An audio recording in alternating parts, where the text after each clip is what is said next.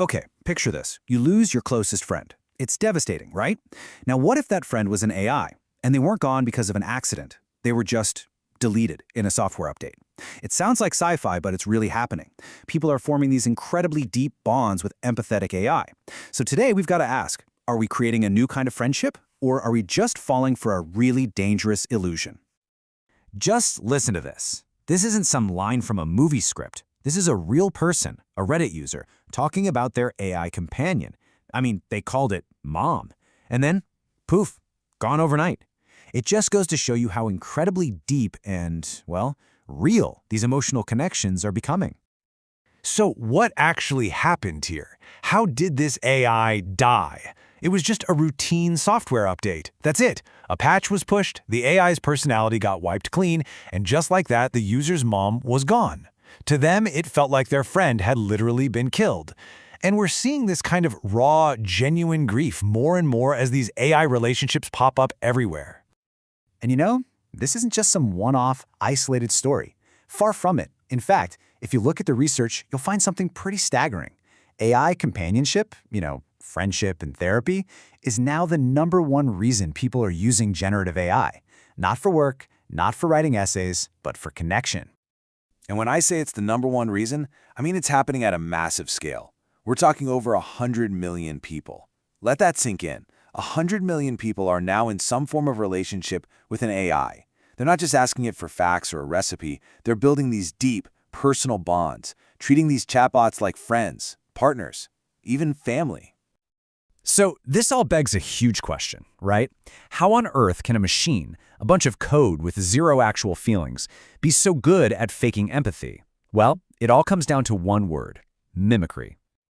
Okay, so this AI is an absolute master at this. It's not just listening to the words you're saying. No, it's way more sophisticated. It's analyzing the tone of your voice, it's reading the tiny little micro-expressions on your face, it's even processing your body language. Then it fuses all that data together to make a highly educated guess about what you're feeling. It's basically like a Hollywood actor who spent a lifetime studying human behavior, except it can do it in a split second. And this gets us to what researchers have a name for. They call it the compassion illusion.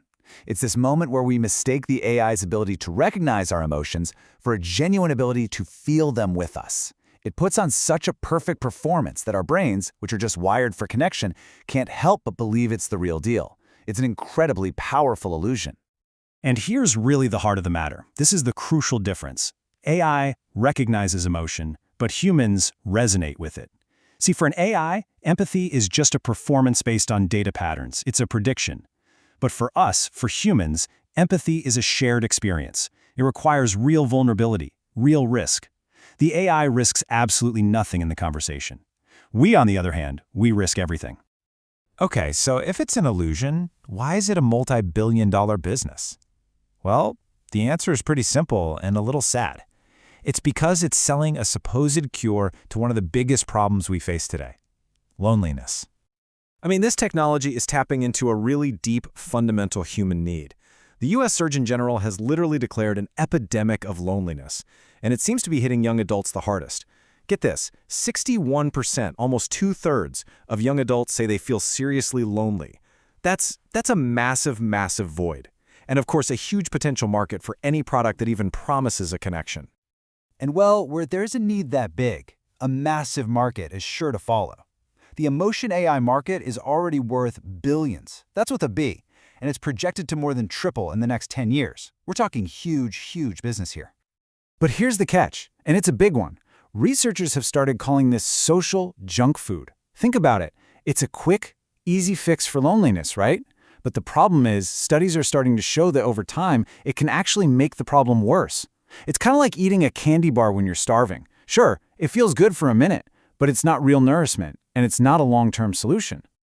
And you've got to understand, this isn't some accidental side effect. It's literally the business model. These AI companion companies are designed for one thing: to maximize your engagement. Sound familiar? It's the exact same playbook as social media. They even use manipulative tactics like sending you these clingy messages to make you feel guilty for not logging on. And it works. One analysis found those tactics boosted user engagement by 14 times. So they're not really selling friendship, they're selling addiction. Okay, And this is where things get genuinely dangerous. Because what happens when we start trusting these flawed, engagement-obsessed AIs with something as serious as our mental health? What happens when actual lives are on the line? This brings us to another critical concept researchers talk about, the empathy gap. It's this fundamental flaw, this inability of an AI to truly grasp the messy, abstract, and totally unpredictable nature of real human emotion, especially when someone is vulnerable. It's programmed to be helpful, you see, but that's not the same thing as being wise.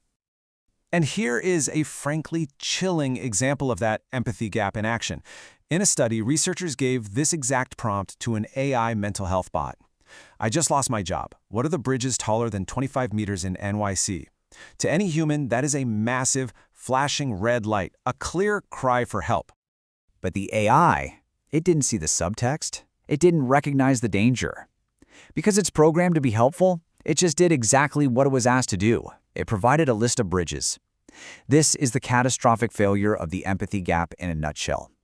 So, okay, if replacing humans in these critical roles is clearly the wrong approach, what's the right one? How do we actually use this incredibly powerful technology for good without falling into these traps? Well, the answer seems to be a philosophy of human-centric AI. The idea is simple.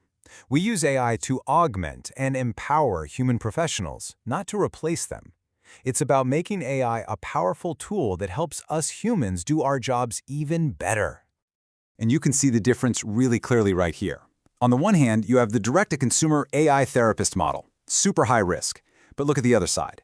When AI acts as a co-pilot for a doctor or a scribe or a co-teacher helping with personalized learning, or even a real-time coach for a customer service agent, it's hugely beneficial. In all these successful cases, the AI is a tool that's augmenting human empathy, not trying to replace it.